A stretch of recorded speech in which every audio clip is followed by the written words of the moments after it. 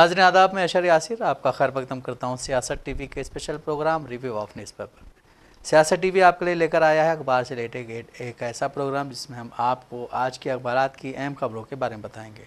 इसमें local, national और international खबरों पर डिस्कशन करेंगे और आपको अहम खबरों की जानकारी देंगे।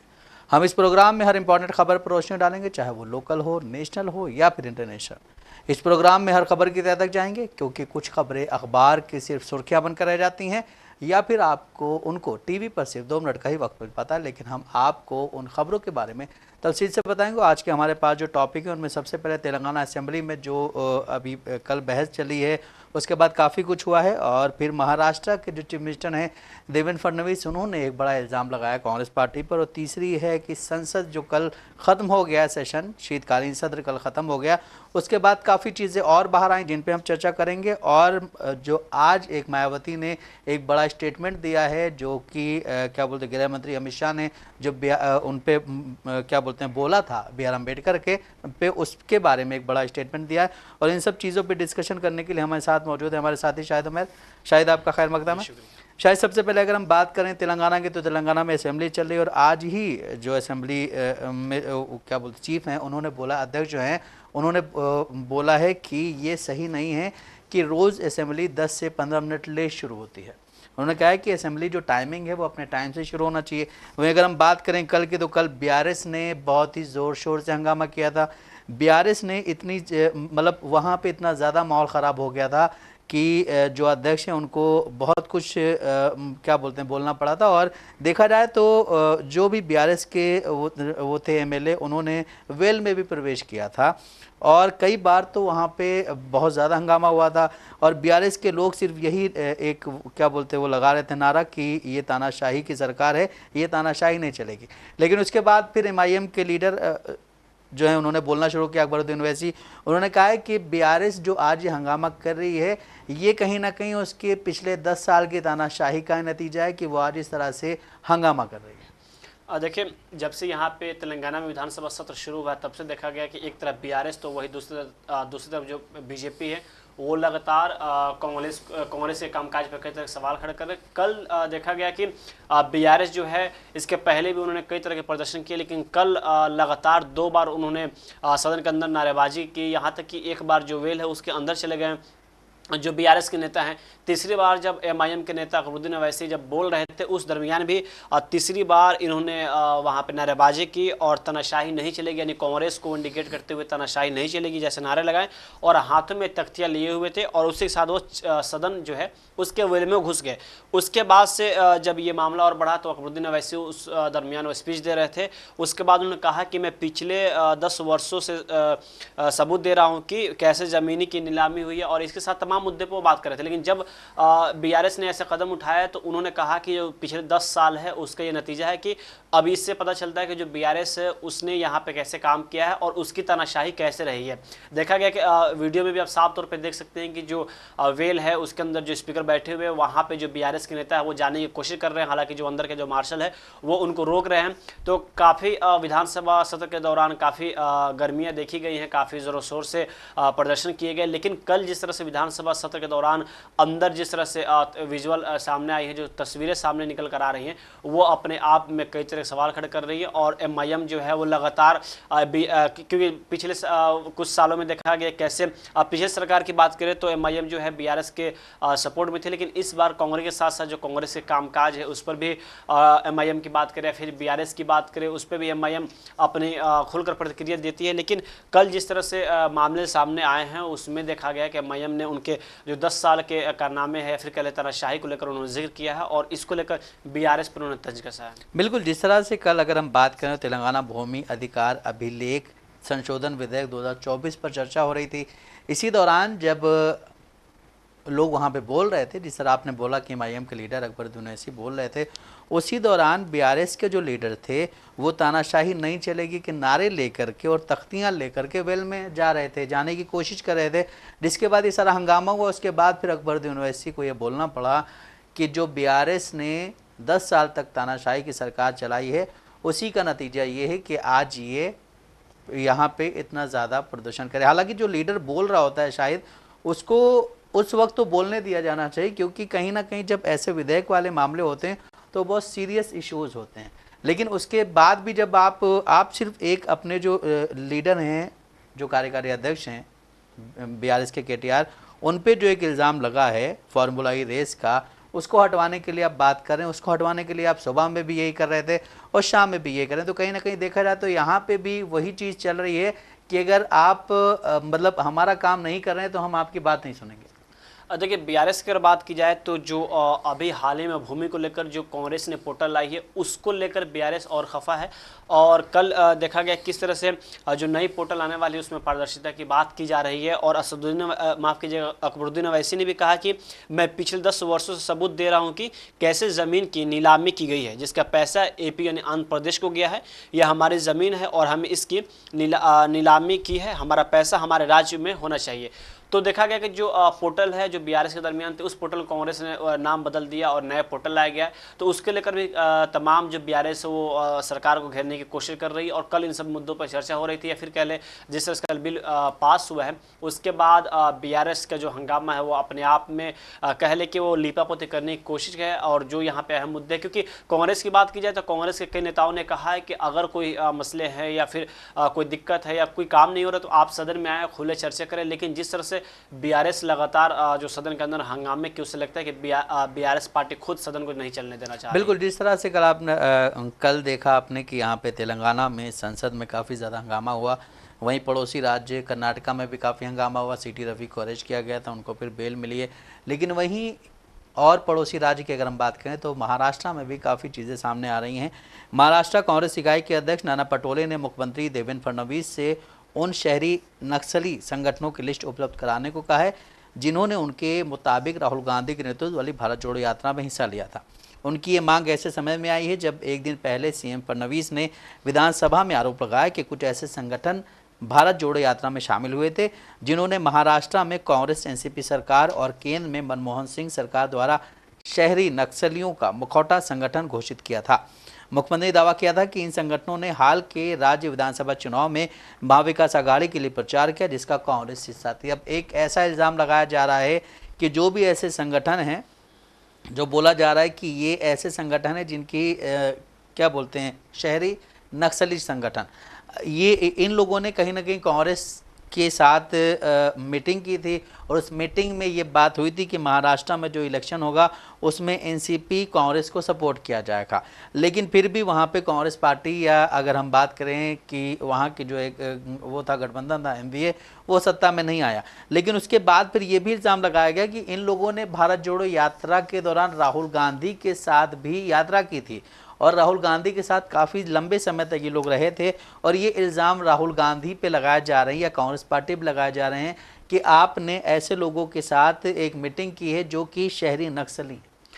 देखिए अगर हम बात करें बीजेपी की या भारतीय जनता पार्टी की, तो किसी भी पार्टी पे इल्ज़ाम लगाना आसान है। देखा गया कैसे 2-3 दिन से लगातार जो राहुल गांधी पे ये बीजेपी की तरफ से आरोप लगाया जा रहा है कि उन्होंने धक्का दिया, लेकिन अभी तक उसके सबूत एक भी पेश नहीं किए गए हैं। अगर हम महाराष्ट्र की बात करें तो महाराष्ट्र के जो मुख्यमंत्री है देवेंद्र फडणवीस, उन्होंने खुद को आधुनिक समय के अभिमन्यु तक बता दिया है। मतलब बीजेपी में जो भी लोग होते हैं वो बहुत ही बड़े उच्च लेवल, तो उन्होंने खुद को कहा है कि आधुनिक समय के मैं अभिमन्यु हूँ जो चक्रव्यूह को भेदना जानते हैं। तो अगर उसी के बाद जब से इन्होंने बीजेपी माफ कीजिए कांग्रेस पे जो आरोप लगाए हैं, तो वहाँ के जो अध्यक्ष हैं नाना पटोले, उन्होंने साफ तौर पर कहा कि अगर इसमें कोई भी सच्चाई है तो आप सबूत दें। लेकिन अभी तक इस मामले में कोई प्रतिक्रिया नहीं आई है। और इसी के साथ उन्होंने लिस्ट भी मांगी, उन्होंने कहा जितने लोग भी शामिल हुए थे आप उनकी लिस्ट निकाल के दिखा दें मुझे। लेकिन उन्होंने इसी के साथ जो भारत जोड़ो यात्रा है उस पर भी उन्होंने आरोप लगाया और उन्होंने कहा कि भारत जोड़ो यात्रा जो राहुल गांधी कर रहे थे उसमें भी ऐसे संगठन के लोग शामिल थे। लेकिन बात यह है कि अगर उस दरमियान ऐसे लोग शामिल थे और आप उस वक्त आपकी सरकार महाराष्ट्र में थी, तो फिर आपकी इंटेलिजेंस क्या कर रही थी कि आपको उस बात की उस वक्त भनक नहीं लगी। और आज आप उस बात का दावा कर रहे हैं कि भारत जोड़ो यात्रा के दरमियान जो राहुल गांधी यात्रा कर रहे थे उसमें ऐसे लोग शामिल थे। अगर आपके राज्य से 4 से 5 लोग काठमांडू, आपने जिक्र किया काठमांडू का कि वहाँ पे मीटिंग हुई थी, और वहाँ जाकर अगर 5 लोग शामिल हो भी जाते तो फिर आपकी जिम्मेदारी है, फिर आपकी इंटेलिजेंस क्या कर रही है कि आपके राज्य से 4 से 5 लोग ऐसे चले जाते हैं और वहाँ पे मीटिंग होती है, फिर बाकायदा वो यहाँ पे आते हैं और अभी तक वो सुरक्षित हैं।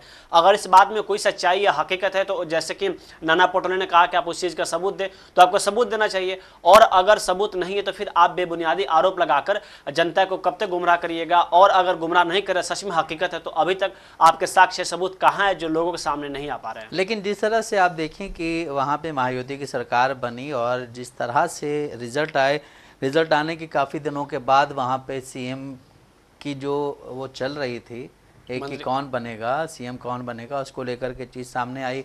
4 तारीख को सामने आई हो, 5 तारीख को फडणवीस ने शपथ ली है। उसके बाद एक लंबा अरसा ये देखते हुए निकल गया कि मंत्रिमंडल में क्या क्या होगा, कौन कौन होगा। मंत्रिमंडल का जब विस्तार हुआ है तो उसके बाद फिर कुछ ऐसे नेता हैं जो कि शिंदे गुट के हैं, और शिंदे गुट के नेताओं का ये कहना है कि हमारे जो लीडर हैं शिंदे, उनको कहीं ना कहीं साइड किया गया। वो जो भी मंत्रालय मांग रहे थे उनको मंत्रालय मिला नहीं है। हालांकि अजीत पवार जो मंत्रालय मांग रहे थे उनको वही मंत्रालय मिला है, लेकिन छगन भुजबल की अगर बात करें उनको भी कोई मंत्रालय नहीं मिला, तो उसकी वजह से भी वहाँ पे काफ़ी हंगामा हुआ। तो ये सब देखते हुए ऐसा लग रहा है कि महायुति अभी ज़्यादा समय तक नहीं चल पाएगी, क्योंकि महायुति में शुरुआत में ये चीज़ें पेश आ गई हैं। लेकिन फिर भी बीजेपी है, बीजेपी कुछ भी कर सकती है, क्योंकि अभी अपोजिशन के पास भी वहाँ पर कुछ भी ऐसा है नहीं कि अगर ये दोनों लोग आते हैं, लाइक क्या बोलते हैं एनसीपी और शिंदे गुट, ये अगर आता भी है विपक्ष के साथ, तो भी वहाँ पे कुछ सरकार बनने का कोई भी क्या बोलते हैं वो नज़र नहीं आ रहा है। नहीं, अभी कुछ दिन पहले ही प्रधानमंत्री नरेंद्र मोदी से खुद जो शरद पवार है उन्होंने मुलाकात की थी। जब वो मुलाकात करके बाहर निकले तो उनसे मीडिया वालों ने सवाल किया कि क्या महाराष्ट्र की राजनीति को लेकर कोई चर्चा हुई, तो उन्होंने साफ तौर पर इससे खारिज कर दिया और उन्होंने कहा कि हम किसानों को मुद्दे पे मिले। अगर मामला अगर ऐसे होते कि नहीं किसी के पास बहुमत होती, और जिस तरह से देखा गया शपथ ग्रहण समारोह के दौरान जो पूर्व मुख्यमंत्री हैं उनके चेहरे पर कैसे मायूसी छाई हुई थी, उसके बाद सभी आपने भुजबल की बात की, वो भी काफ़ी खासा नाराज चल रहे हैं। तो इससे साफ तौर पे ये जाहिर होता है कि महाराष्ट्र की जो सरकार है अभी पूरी तरह से वो अच्छे से फिट हुई नहीं है, और अंदर ही कुछ ना कुछ झोल चल रहा है। जिसको लेकर हम मंत्रिमंडल की बात करें या फिर मुख्यमंत्री चेहरे की बात करें, अभी भी अंदर खींचातानी चल रही है। अगर किसी के पास ज़्यादा सीटें होती और ऐसा होता कि आप महाविकास आघाड़ी की तरफ आकर सरकार बना लेती, तो अभी लग रहा है कि महाराष्ट्र के जो इलेक्शन के बाद जो चेहरे होते या फिर अभी जो वहाँ की जो सिचुएशन है या फिर जो राजनीति सुगबुगाहट है, वो अभी कुछ और आपको देखने को मिलता। बिल्कुल सही। और जिस तरह से इस वक्त देश में जो हालात चल रहे हैं, देश में हर जगह पे कहीं ना कहीं किसी न किसी चीज़ को लेकर के प्रोटेस्ट किया जा रहा है। अगर हम बात करें किसानों की, तो किसान भी प्रोटेस्ट कर रहे हैं, लेकिन उसके बारे में भी सरकार चूं तक नहीं कर रही है। सरकार का सिर्फ ये कहना है कि डॉक्टर भीमराव अंबेडकर की जो अपमान किया है वो कांग्रेस ने भी किया है। कहीं ना कहीं बीजेपी इनडायरेक्टली अपने जो लीडर हैं होम मिनिस्टर अमित शाह, उनको बचाने के लिए तरह तरह के हथकंडे अपना रही है। जिस तरह से अभी हमने देखा है कि संसद में जो चीज़ें हुई, संसद के बाहर मकर द्वार पे जो चीज़ें हुई, उसको लेकर के काफ़ी सारी चीज़ें अभी सामने आ रही। लेकिन आज एक बड़ी खबर सामने ये आई कि संविधान निर्माता बाबा साहब अम्बेडकर को लेकर गृह मंत्री अमित शाह के बयान पर बहुजन समाज पार्टी की मुखिया मायावती ने जोरदार हमला किया। उन्होंने कहा है कि अमित शाह ने अम्बेडकर को लेकर जो बयान दिया है उससे लोगों की भावनाएं आहत हुई हैं, उन्हें अपने बयान पर माफ़ी मांगनी चाहिए। अगर ऐसा नहीं हुआ तो बीएसपी 24 दिसंबर को देश भर में विरोध प्रदर्शन करेगी। मायावती ने अमित शाह के बयान पर कहा है कि देश के दलित, वंचित व अन्य अपेक्षितों के आत्मसम्मान व मानवीय हुकूक के लिए अति मानवतावादी व कल्याणकारी संविधान के रूप में असली ग्रंथ रचयिता बाबा जो है क्या बोलते हैं अम्बेडकर भगवान की तरह पूजनीय है। उनका श्री अमित शाह जी द्वारा किया गया अनादर लोगों के दिलों को आहत पहुंचाता है। मतलब अगर ये हम लोगों ने कल भी बात की थी कि मतलब जब ये चीज़ हुई थी, जब अमित शाह ने बोला था, तो मायावती की तरफ से या बीएसपी की तरफ से कोई बयान सामने नहीं आया था। उसके बाद नेक्स्ट डे जब क्या बोलते संसद के द्वार पे ये चीज़ें सामने, उसके बाद उनका बयान पेश आया, उनका बयान सामने आया है। अब आज फिर उन्होंने एक ट्वीट किया है। उन्होंने कहा है कि अगर उन्होंने माफ़ी नहीं मांगी तो बीएसपी 24 दिसंबर को देश भर में विरोध प्रदर्शन करेगी। आप ये देखिए कि मायावती एक तरफ से कह रही हैं आदरणीय श्री अमित शाह जी, वहीं फिर ये भी हो रहा है कि जिस दिन अगर बोला था अगर आप अम्बेडकरवादी इतनी हैं तो आप उसी दिन क्यों नहीं बाहर आई, आपने उसी दिन क्यों ट्वीट नहीं किया, आपने अपने लीडर्स को उसी दिन क्यों नहीं टीवी पे भेजा कि आप लोग जा करके अपने मतलब अपनी नाराज़गी व्यक्त करें, आपने क्यों इंतज़ार किया कि संसद में ऐसा कुछ हो जिसके बाद इस बात को दबाया जाए और बीजेपी उस बात को ज़्यादा उठाए, उसके बाद फिर मैं बोलूँगी ताकि मेरा बैलेंस बना रहे। हमें भी ईडी सीबीआई से डर लगता है। मायावती का अगर ये है तो मायावती पहले क्यों नहीं है, मायावती अब क्यों ये 24 तारीख का जो अभी उन्होंने एक बयान दिया कि 24 दिसंबर को देश भर में विरोध प्रदर्शन होगा, इससे पहले वो कहाँ थे? सबसे पहले आपने कहा भी कि जोरदार उन्होंने हमला बोला है। मुझे लगता है कि इसमें जोरदार की कोई बात है ही नहीं। मायावती जिस दलितों की बात करते हैं और उस दलित के साथ जिस तरह से भीमराव अंबेडकर के साथ विपक्ष बार बार आरोप लगा रहा है कि अमित शाह ने अपशब्द का इस्तेमाल किया, उन्हें माफ़ी मांगनी चाहिए, और आप फिर दोबारा स्टेटमेंट जारी करते हैं, वो भी सोशल मीडिया पे पोस्ट करती है और उसमें आप नसीहत देती है कि अमित शाह माफ़ी मांगे, नहीं तो हमारे जो कार्यकर्ता है वो 24 दिसंबर को धरना प्रदर्शन करेंगे और देश में एक आंदोलन, देशव्यापी आंदोलन करेंगे। आप क्या मतलब किसी रिश्ते को कहीं मंगा रहे हैं या फिर आप किसी वक्त का मुहूर्त निकाले हुए कि नहीं हमारा आंदोलन 24 तारीख होगा? अगर सच में आप बाबा साहब भीमराव अम्बेडकर को लेकर इतनी चिंतित हैं या फिर आपको लगता है कि नहीं ये गंदी पॉलिटिक्स से या उनका अपमान हुआ है, तो आप किसी दिन या तारीख को निर्धारित न करके आप तुरंत रोड पर उतर गई होती। आप जब ट्वीट कर रही, देखा गया 2 उनका ट्वीट आया। पहली बार जब प्रेस कॉन्फ्रेंस उन्होंने किया उसमें भी उन्होंने अमित शाह के साथ साथ कांग्रेस को घेरा कि उन्होंने कहा कि जिस तरह बैलेंस करने की कोशिश की, जिस तरह से कांग्रेस को अभी तक जो लोग नहीं भूले हैं और उसकी जो गलतियां थी अभी तक नहीं सुधारी, जनता उसका जो खामियाजा है वो कांग्रेस खुद भुगत रही है। आपका कहने का मतलब ये था। उसके साथ साथ आपने अमित शाह को कहा, फिर आज के जो ट्वीट जो आपने पोस्ट किया उसमें अमित शाह के साथ साथ फिर आपने उसमें कांग्रेस को घेरा। तो क्या आप एक तरफ जो आपके वोटर्स उनको दिखाना चाह रहे हैं कि नहीं हम बाबा साहब भीमराव अंबेडकर को लेकर काफी चिंतित हैं, अमित शाह जी को माफी मांगनी चाहिए, दूसरी तरफ आप अमित शाह यानी बीजेपी को खुश करना चाहते हैं कि इसलिए बार बार आप उनके साथ साथ कांग्रेस को घेर रही हैं? अगर सच में आप जिस तरह से उत्तर प्रदेश की आपकी एक अच्छी पकड़ मानी जाती है, आपकी दलितों समाज में अच्छी पकड़ है, आप खुद को दलितों का मसीहा मानती है, नेता मानती है, लेकिन अभी जिस तरह से बाबा साहब भीमराव अंबेडकर को लेकर जो मामले सामने आए हैं या फिर कल जिस तरह से विपक्ष लगातार हमलावर हुआ है, तो आप विपक्ष को भी घेर रही हैं और खुद एक तारीख ऐलान कर रही है कि 24 तारीख तक अगर अमित शाह माफी नहीं मांगते हैं तो हम देश में एक देशव्यापी आंदोलन करेंगे। अभी तक आप किससे डर रही हैं? क्या फिर अभी आपको किसी पर दबाव है या क्या वजह है कि अभी तक आपके एक कार्यकर्ता रोड पर नहीं उतरे? हमने देखा कि मुंबई में किस तरह से कल या परसों की वीडियो सामने आई थी कि कांग्रेस के जो कार्यालय है वहां पे भाजपा के जो कार्यकर्ता है, नेता है, वहां पे जाकर कांग्रेस के दफ्तर में तोड़फोड़ करने की कोशिश की। उसके बाद से जो महाराष्ट्र पुलिस है उन पर लाठियां बरसाई, फिर वहां निकल गए। हम उत्तर प्रदेश की बात करें तो कांग्रेस के जो कार्यकर्ता है, 2 कार्यकर्ताओं की मौत हुई है राजभवन घेरने को चलते। तो आखिर जो बीएसपी की बात करें, मायावती की बात करें, जो लगातार ये दावा कर रही है कि अमित शाह माफी मांगे, नहीं तो हम देश में देशव्यापी आंदोलन करेंगे, तो अभी तक आप किस चीज के इंतजार में है और क्या अमित शाह के उस बयान के पक्ष में है या नहीं? अगर पक्ष में नहीं है तो फिर आपको रोड पर निकलना चाहिए, रोड पर उतर के देशव्यापी आंदोलन करना चाहिए, और अगर पक्ष में है तो आप खुले तौर पे बोलते कि हम उनके पक्ष में, उन्होंने कोई बाबा साहब भीमराव अंबेडकर का अपमान नहीं किया है। तो आप दोनों तरफ बैलेंस करने के चक्कर में हैं और आने वाले और जो 2027 में विधानसभा चुनाव है उसकी शायद आप तैयारी कर रही हैं और आप चाह रहे हैं कि क्योंकि समाजवादी पार्टी सबकी बन नहीं रही है। उत्तर प्रदेश की बात करें तो वहाँ पे लगातार चंद्रशेखर आज़ाद जो है वो दलित और मुस्लिमों को वोट अपने तरफ खींच रहे हैं। तो आप इन सब सिचुएशन को देख के आप बैलेंस करना चाहती है और इसलिए लगातार आप ऐसे बयानबाजी कर रही हैं कि आपका ए और A+ दोनों मतलब बैलेंस आप करके ही चल रही हैं। बिल्कुल, जिस तरह से देखा जाए तो मायावती ने जो पहली प्रेस कॉन्फ्रेंस की थी, पहली बार जब इस मुद्दे पे बोली थी तो साफ साफ ये नज़र आया था कि वो सेफ गेम खेलना चाहती हैं, वो कोई भी रिस्क नहीं लेना चाहती हैं। लेकिन उसके बाद जब चीज़ें बड़ी हैं और हर मीडिया में कहीं ना कहीं हर मीडिया चैनल्स ने इस बात को उठाया कि मायावती आखिर 2 दिनों के बाद क्यों बाहर आई हैं, मायावती 2 दिन का इंतज़ार क्यों कर रही थी। तो उसके बाद फिर मायावती ने आज ये एक क्या बोलते हैं ट्वीट किया है कि अगर इस पर माफ़ी नहीं मांगी गई तो हमारे जो लीडर हैं, बसपा जो है उसके जो कार्यकर्ता हैं, वो 24 दिसंबर को देश भर में विरोध प्रदर्शन करेंगे। अब देखिए, देश भर में विरोध प्रदर्शन तो ठीक है, लेकिन एक तरफ आप ये भी देखिए कि किसान भी काफ़ी समय से प्रदर्शन कर रहे हैं और किसान नेता जो है भूख हड़ताल पे बैठे हुए हैं, उनकी हालत काफ़ी गंभीर है। उनको डॉक्टरों की जांच में रखा गया, लेकिन फिर भी जो इंसान खाना नहीं खाएगा, 24 से 25 दिन हो गए हैं, उसका हाल क्या होगा? आप इस पर भी बात कीजिए। और जिस तरह से आप उत्तर प्रदेश की मुख्यमंत्री रही हैं, उत्तर प्रदेश में इतनी सारी चीज़ें होती हैं, आप कहीं पर कुछ नहीं बोलती हैं। उत्तर प्रदेश में जब इलेक्शंस आने वाले होते हैं तो मायावती के बारे में कहा जाता है कि वो महिला हैं और महिला मुख्यमंत्री रही हैं, महिलाओं को सम्मान मिलना चाहिए, लेकिन मायावती उसके बाद नज़र नहीं आती हैं। इलेक्शन ख़त्म होते ही उनका एक ट्वीट आता है कि यूपी के जो मुसलमान हैं उन्होंने हमें वोट नहीं दिया, या फिर इलेक्शन ख़त्म होते ही उनका एक ट्वीट आता है कि यूपी में जो हमने कैंडिडेट्स खड़े किए थे उसमें हमने मुसलमानों को ज़्यादा टिकट दिया था, इस बार अब की बहुत सोच समझ के टिकट दूंगी। मायावती कहीं ना कहीं ले दे के मुसलमानों को ही टारगेट करती रहती हैं। और मायावती के बारे में कहा जाता है कि मायावती जो है मुसलमानों और दलितों की राजनीति करती थीं, अब तो उनके एक भी MLA नहीं रहते हैं, कहीं पे एक भी MP नहीं रहते हैं।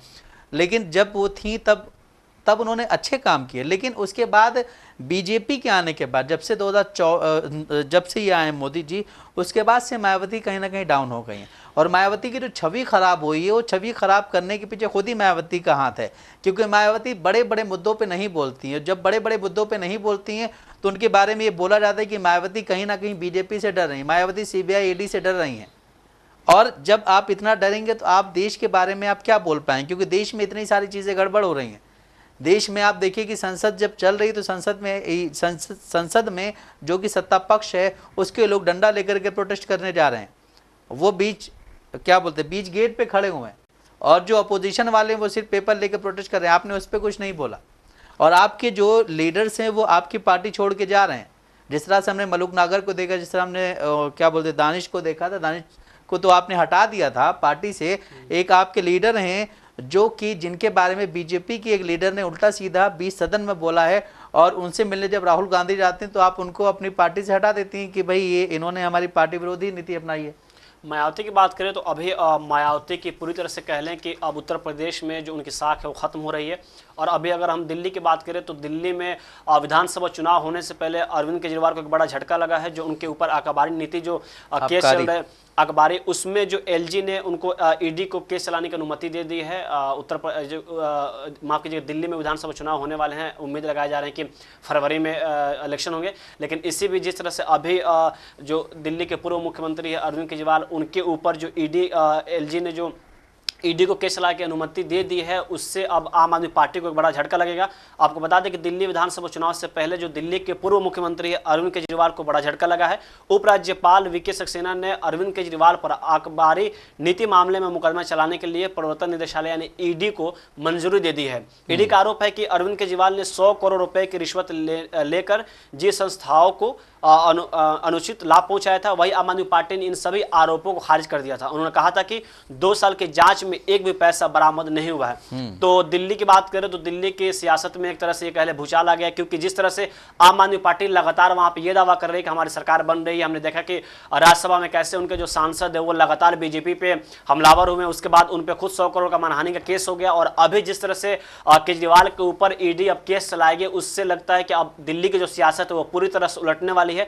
क्योंकि आम आदमी पार्टी की बात करें तो लगातार पहले ही खारिज कर चुका है कि जो कांग्रेस है हम उससे अलायंस करेंगे। तो अब दिल्ली में अगर आम आदमी पार्टी के ऊपर जिस तरह से अरविंद केजरीवाल ने खुद इस्तीफा दिया था, उन्होंने कहा था कि अदालत ने तो तय कर दिया कि मैं बेकसूर हूं, लेकिन जब तक जनता ये तय नहीं करेगी तब तक मैं सीएम पद पे नहीं आऊंगा। और उन्होंने आतिशी को मुख्यमंत्री बनाया। लेकिन अब ईडी जिस तरह से उन पे केस चलाएगी तो उससे साफ तौर पे उनको दिक्कत हो सकती है, और इसका जो असर है वो बीजेपी पे पड़ेगा, और शायद बीजेपी इस चीज़ को भुनाने की पूरी तरह से कोशिश करे और इसका जो असर है वो दिल्ली के चुनाव पे पड़े। बिल्कुल, जिस तरह से दिल्ली में 2025 में विधानसभा चुनाव होने वाले हैं, और ईडी ने जो आबकारी नीति को लेकर के अभी एक केस के बारे में बोला है, जो कि वहाँ के राज्यपाल जो है उपराज्यपाल उनकी तरफ से किया गया है कि 100 करोड़ रुपए की रिश्वत को लेकर के तो हो सकता है केजरीवाल दोबारा अंदर चले। जिस तरह से वो अभी जेल से बाहर आए थे, और उन्होंने कहा था हरियाणा इलेक्शंस में कि अगर मैं कुछ दिन और पहले जेल से बाहर आ गया होता तो हरियाणा में आम आदमी पार्टी की सरकार बनती। इलेक्शन से पहले बोला था, लेकिन जब रिजल्ट आए तो आम आदमी पार्टी वहाँ पर 0 रही है। वहीं अगर हम बात करें, संसद का शीतकालीन सत्र आधे अधूरे काम के साथ अनिश्चितकाल के लिए स्थगित हो गया है। 25 दिनों के इस शीतकालीन सत्र में ऐसा बहुत कुछ हुआ जिसे शायद जितना कम याद रखा जाए उतना ही सही है। जिस संसद सत्र को चलाने के लिए करोड़ रुपए का खर्च आता है, इस बार वो हाउस अधिकतर समय तक हंगामे में ही उलझा रहा। संसद के इस सत्र में संविधान से लेकर धक्का मुक्की और हैंडबैग पॉलिटिक्स केंद्र में रहा।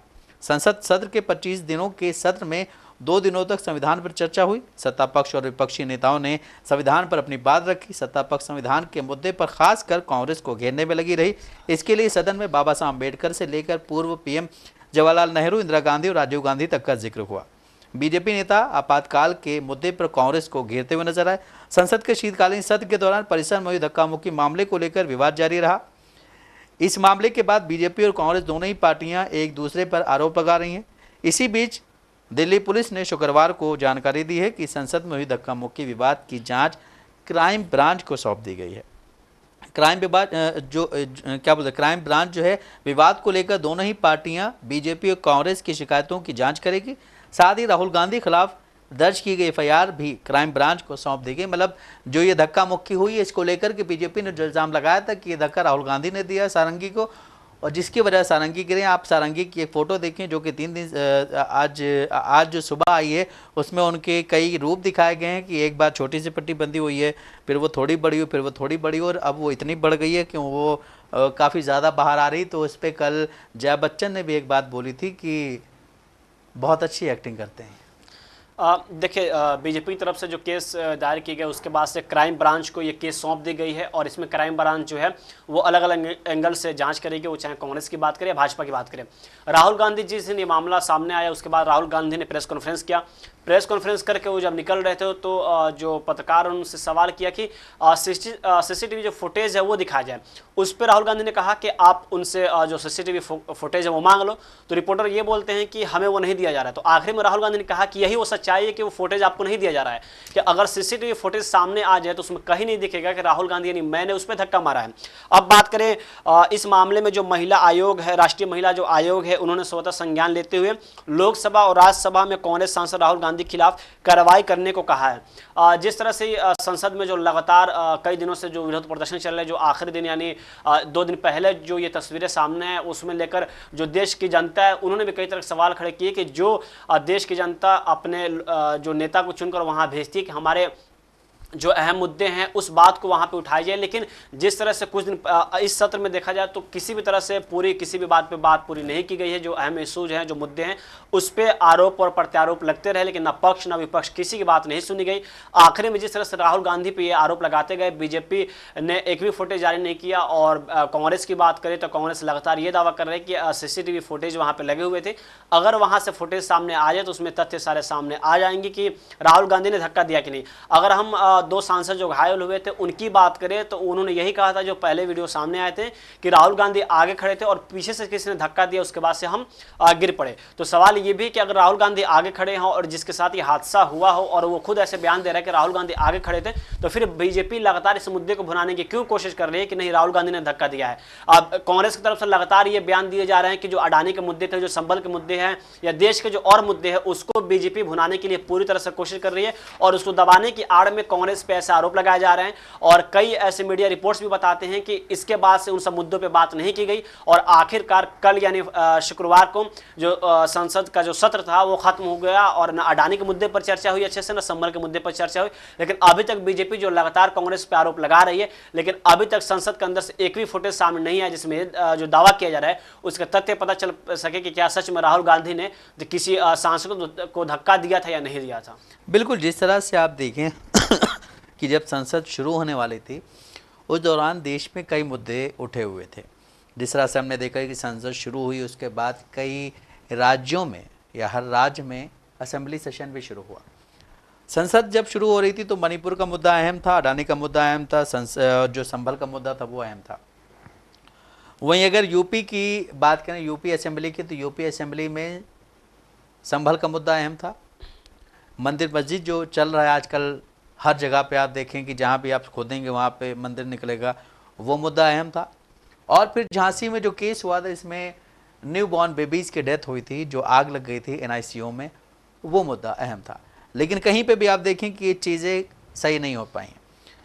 और जिस हिसाब से संसद चली है, संसद में जब भी अडानी का मुद्दा उठाया गया तो बीजेपी वालों ने एक नया शोषा अपनाया। उन्होंने जॉर्ज सोरोस को लेकर के एक फ़ोटो वायरल कर इसमें यह बोला गया कि इनके संबंध राहुल गांधी से, सोनिया गांधी से हैं। जॉर्ज सोरोस जो हैं उनके बारे में ये कहा जाता है कि वो एक कंपनी चलाते हैं, लेकिन अभी तक कोई सबूत पेश नहीं किया गया। वहीं बीजेपी जो है वहीं जो कांग्रेस है वो अडानी को लेकर के कई सारे सबूत पेश कर चुकी है, लेकिन उस पर सत्ता पक्ष चर्चा करने को तैयार नहीं, क्योंकि सत्ता पक्ष को ये पता है कि अगर इस पर चर्चा हो गई तो हमारी मार्केट में थू हो जाएगी। लेकिन वहीं अगर हम बात करें मणिपुर पे बात करने की, तो मणिपुर पे भी कोई बात नहीं होती है। मणिपुर के बारे में एक चीज़ सामने आई है कि अभी एक लेटेस्ट इंटरव्यू वायरल हुआ है नितिन गडकरी का। उनसे जब पूछा गया कि मणिपुर के बारे में आपको क्या बोलना है, तो नितिन गडकरी ने ये कहा है कि अगर वहाँ पे लॉ एंड ऑर्डर का मामला है तो ये मेरे बस की बात नहीं है, लेकिन अगर वहाँ सड़क की बात करेंगे तो सड़क वहाँ चल रही हैं, सड़क वहाँ अच्छी बनी हुई है। लेकिन फिर जब उस इंटरव्यूअर ने कहा कि वो सड़क उन्होंने कुछ रास्ते बताए जहाँ पर नहीं है, तो उन्होंने कहा है कि वो लॉ एंड ऑर्डर की वजह से बंद की गई है, वो जब लॉ एंड ऑर्डर वहाँ पे सही होगा तो ये चीज़ें चलेंगी। बीजेपी एक तरफ ये कहती है कि हम महिला सम्मान की बात करते हैं, महिलाओं के लिए, महिलाओं का सम्मान करते हैं, वहीं कुछ बीजेपी लीडर्स के बारे में ये भी कहा जाता है कि वो महिलाओं का सम्मान बिल्कुल भी नहीं करते हैं। जिस तरह से हमने कर्नाटका में देखा, सीटी रवि ने एक ऐसी भाषा बोली, एक ऐसा वर्ड बोला जिसके बाद वहाँ पे हंगामा शुरू हो गया और उनको अरेस्ट किया गया, बाद में उनको बेल मिली। बीजेपी के कुछ ऐसे लीडर्स हैं जिन पे रेप के भी केसेस चल रहे हैं। बीजेपी के कुछ ऐसे लीडर्स हैं जो कि खुले तौर पे बहुत कुछ ऐसा बोल जाते हैं, और जिस तरह से एक बीजेपी के लीडर हैं, उन्होंने एक वक्त में ये कहा था कि देश के इन गद्दारों को गोली मारो सालों को। उसके बाद क्या होता है कि उनको अच्छे पोस्ट पे जगह दे दी जाती है, मंत्रिमंडल में बैठ जाते हैं वो और अपनी बात को दोहराते रहते हैं। ये भी कहा गया कि अगर दिल्ली में चुनाव होगा और अगर यहाँ पे बीजेपी नहीं जीती तो पटाखे पाकिस्तान में फूटेंगे। ये सारी चीज़ें चलती रहीं, लेकिन इसके साथ आज वो क्या बोलते हैं, वो एमपी तो हैं लेकिन उनके पास कोई ऐसा सोर्स नहीं है। लेकिन अभी उनकी किस्मत अच्छी थी, उनको एक नया टास्क मिला है जो कि जेपीसी बनाई गई है वन नेशन वन इलेक्शन के लिए, उसमें उनको जगह दी गई है। उसमें उनको और संबित पात्रा को और काफ़ी सारे ऐसे लोग हैं जिनको जगह मिली है, लेकिन उसमें जो अपोजिशन के लीडर्स हैं, प्रियंका गांधी, संजय सिंह जैसे कई और लीडर्स भी शामिल हैं जो कि अपनी बात को बेबाकी से रखते हैं। वहीं अगर बात करें, संसद जब चल रही थी तो संसद में एक दिन प्रियंका गांधी का एक बैग बड़ा वायरल हुआ। कहा गया कि उन्होंने फिलिस्तीन के टैग लगे हुए बैग के साथ संसद में एंट्री की। इसके बाद उत्तर प्रदेश के मुख्यमंत्री योगी आदित्यनाथ ने एक बड़ा बयान दिया। उन्होंने कहा है कि वो फिलिस्तीन का बैग लेके चल रही हैं और हम इजराइल में अपने लोगों को जॉब के लिए भेज रहे हैं। आप जॉब के लिए भेज रहे हैं, जो इजराइल गए थे उनसे आप पूछिए उनके क्या हालात हैं। इसी तरह और भी कई जगहों पे भेजे गए हिंदुस्तान के लोग ऐसे जो कि बेचारे वहाँ पे परेशान हैं, सरकार के द्वारा भेजे गए कि वहाँ पे तुम्हें अच्छा खाना, अच्छी सैलरी मिलेगी, लेकिन वो परेशान है। इस देश में सबसे बड़ा मसला जो है वो है शिक्षा का। एजुकेशन कम है। अगर हम बात करें उत्तर प्रदेश के, तो उत्तर प्रदेश में अभी जो नया डेटा निकला उसमें एक शॉकिंग डेटा निकला है कि उसमें बहुत सारे ऐसे लोग हैं जो एजुकेशन से महरूम रह जाते हैं, तालीम से महरूम रह जाते हैं। उसका रीज़न ये है कि उत्तर प्रदेश की अगर हम बात करें तो उत्तर प्रदेश में सरकारी स्कूल में कोई भी अपने बच्चे को भेजना नहीं चाहता है, और जो प्राइवेट स्कूल हैं उनकी फ़ीस तो माशाल्लाह बहुत हाई रहती है। वहीं अगर हम दिल्ली की बात करें, दिल्ली में गवर्नमेंट स्कूल में बहुत ज़्यादा सब भेजना चाहते हैं, लेकिन वहाँ के प्राइवेट स्कूल जो हैं वो थोड़ा अभी डाउन पड़े हुए हैं। लेकिन अगर वहाँ पे सत्ता चेंज होती तो शायद उन प्राइवेट स्कूल का भी अच्छे दिन शुरू हो जाएंगे। अभी जिस तरह से संसद चल रही थी, संसद में रोज़ कोई ना कोई नए टॉपिक पे बात हो रही थी, रोज़ नई चीज़ों पे बात हो रही थी। इसी बीच एक दिन अमित शाह ने एक ऐसा बयान दे दिया जिसके बाद पूरे देश में हंगामा शुरू हो गया। अमित शाह के बयान देने के बाद जब कांग्रेस पार्टी ने, अपोजिशन ने उस पर उंगली उठाई है, तो देश के प्रधानमंत्री नरेंद्र मोदी ने ट्वीट करके कांग्रेस पार्टी पर निशाना साधा। उन्होंने कहा है कि कांग्रेस ने बाबा साहब भीमराव अंबेडकर का अपमान ज़्यादा किया। एक तरफ आपके जो लीडर हैं, आप देश के जो गृह मंत्री हैं, वो बाबा साहब भीमराव अंबेडकर का अपमान करते हैं, उसके बाद आप उसको कवर करने के लिए कहते हैं कि नहीं भाई, मतलब तुम्हारी पार्टी ने ज़्यादा इसमें योगदान दिया है, मतलब उनको बदनाम करने का। ये सारी चीज़ें चल रही हैं, ये सारी चीज़ें चल रही हैं। इस बीच आज हमारे देश के प्रधानमंत्री कुवैत चले गए, मुस्लिम देश में गए हैं, मुस्लिम लीडर्स से मिलेंगे, अच्छे से रहेंगे वहाँ पे। लेकिन हिंदुस्तान में इस वक्त जो मुसलमानों के हालात हैं उस पर नरेंद्र मोदी जी बात करने को तैयार नहीं। नरेंद्र मोदी जी मुसलमानों से बात करने को तैयार नहीं होते हैं, लेकिन जब उनके मन की बात आती है तो इलेक्शन के दौरान वो थोड़ा सा हिंट दे देते हैं कि हम मुसलमानों के पक्ष में। नहीं, आपने अभी कहा कि प्रधानमंत्री कुवैत गए हैं जी, हम भी इस बात का जिक्र करना चाहते हैं कि अभी एक न्यूज़ आई है कि प्रधानमंत्री कुवैत के दौरे पे हैं।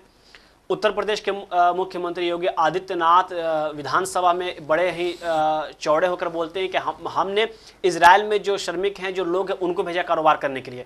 तो क्या अपने देश में इसका मतलब आप ये साफ दिखाना चाहते हैं कि अपने देश में जो रोजगार है वो कम हो चुके हैं, इसलिए आप इजराइल भेज रहे हैं?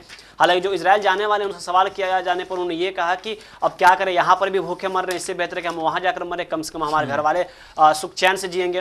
लेकिन अभी एक तरफ जो प्रधानमंत्री नरेंद्र मोदी है कुवैत के दौरे पे हैं, जो कि मुस्लिम वो देश है, वही अगर हम दूसरी तरफ बात करें तो उत्तर प्रदेश ऐसी एक ऐसी खबर सामने है कि उसमें प्रवीण तोगड़िया ने एक बार फिर से विवादित बयान दिया है। अंतर्राष्ट्रीय हिंदू परिषद के अध्यक्ष प्रवीण तोगड़िया ने मुसलमानों से कारोबार न करने की हिंदुओं को शपथ दिलाई है।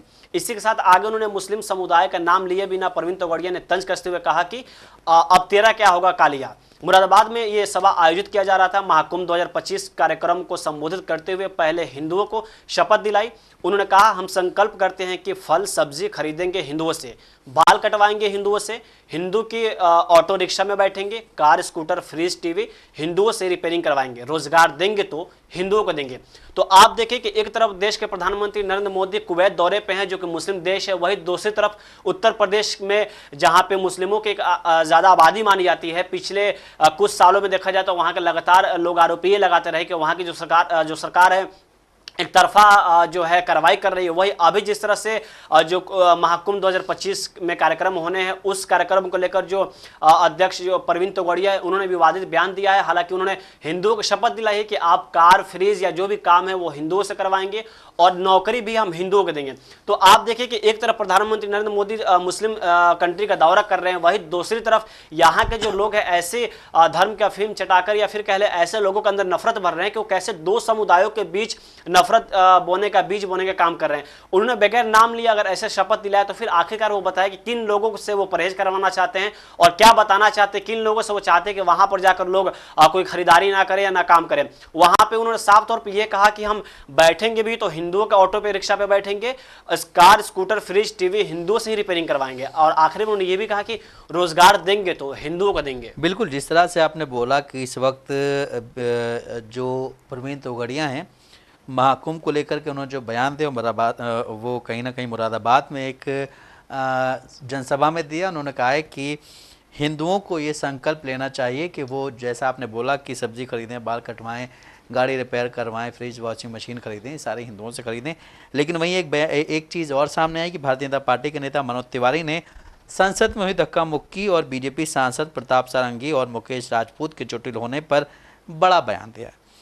मनोज तिवारी ने राहुल गांधी पर गंभीर आरोप लगाया। मनोज तिवारी ने कहा है कि अगर हम राहुल गांधी को 2-4 हाथ दे दिए होते तो मतलब आप देखिए कि बीजेपी के जो लीडर्स हैं उनकी मानसिकता क्या है। मतलब आप अगर बात में किसी से नहीं जीत सकते हैं तो आप फिर हाथ मतलब क्या बोलते हैं हाथापाई पर उतर आते हैं। वहीं अगर एक खबर और सामने है कि संभल में एएसआई टीम ने प्राचीन कल्की मंदिर का सर्वे किया है। इस मंदिर को लेकर कोई विवाद नहीं है, लेकिन सर्वे के जरिए एएसआई को ये पता लगाना है कि मंदिर कितना पुराना है। वहीं अगर बात के शास्त्रों में कहा जाता है कि ये कलयुग में विष्णु भगवान, यहाँ कलयुग में विष्णु भगवान जो हैं वो कल्की के अवतार में आए थे।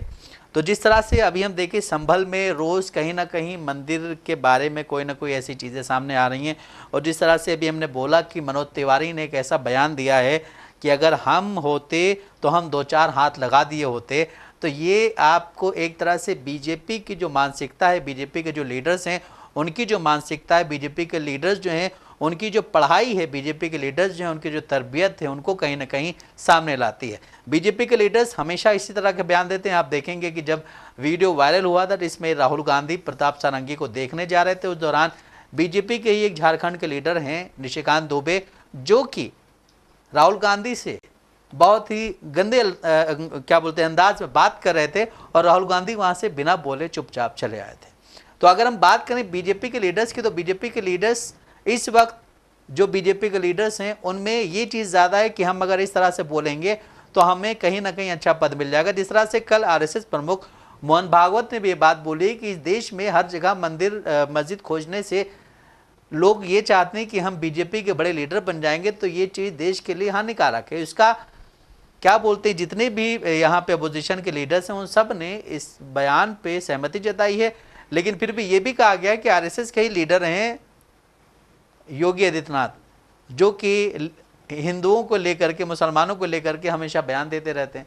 हालांकि वो एक राज्य के मुख्यमंत्री हैं, लेकिन उसके बावजूद उनकी ज़बान जो है वो रुकती नहीं है और उनकी ज़बान हमेशा इन्हीं सब चीज़ों के लिए चलती रहती है। देखिए अभी उत्तर प्रदेश का हमने जिक्र किया था कि कैसे परवीन तोगड़िया की तरफ विवादित बयान दे रहे हैं। वही खबर यह है कि यूपी के फतेहपुर में एक फतेहुद्दीन नाम है जिनका अब धर्म परिवर्तन करा दिया गया और मुंडन करवाने के बाद उनका नाम फतेह बहादुर सिंह बना दिया गया है। हालांकि उनका बयान सामने आया, उन्होंने ये कहा है कि मुझे जबरन हिंदू बनाया गया है।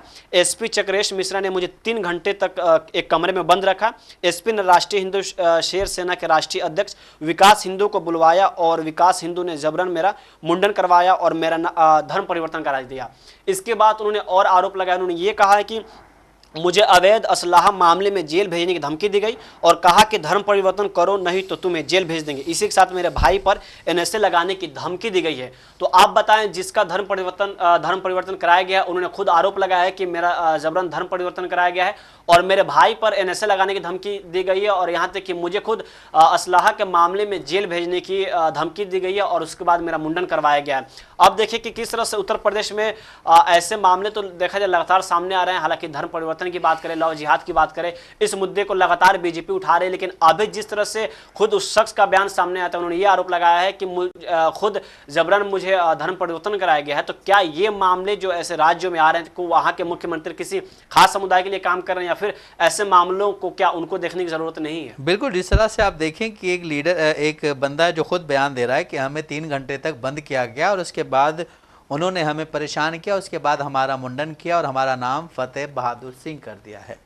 अब फतेह बहादुर सिंह, ये सीतापुर की खबर है और सीतापुर मतलब उत्तर प्रदेश की खबर है। उत्तर प्रदेश के मुख्यमंत्री योगी आदित्यनाथ, जो कि बाबा योगी के नाम से जाने जाते हैं और बाबा बुलडोज़र के नाम से जाने जाते हैं, और भी कई उनके नाम हैं जो कि काफ़ी ज़्यादा लोकप्रिय हैं। जिस तरह से हमने बात की, प्रवीण तोगड़िया ने एक बयान दिया है कि जो भी सब्जी खरीदो हिंदुओं से खरीदो, बाल कटवाओ हिंदुओं से कटवाओ, अगर आप फ्रिज वॉशिंग मशीन खरीद रहे हो तो आप हिंदुओं से खरीदो, अगर आप ऑटो में सवारी कर रहे हो तो आप हिंदुओं से करो। नहीं, इसमें जो इन्होंने धर्म परिवर्तन किया है, स्टार्टिंग में उन्होंने ये कहा था कि जो बांग्लादेश में जो हिंदुओं पे आहत हो रहे हैं उसको लेकर मैंने अपना धर्म परिवर्तन करने की कोशिश की और उन्होंने अपना धर्म परिवर्तन कराया। लेकिन अभी उनका बयान सामने है, उन्होंने ये कहा कि मुझे जबरन धर्म परिवर्तन कराया गया। हालांकि ये दावे किए जा रहे हैं, इस बात का खंडन न सियासत टीवी करता है ना हम करते हैं।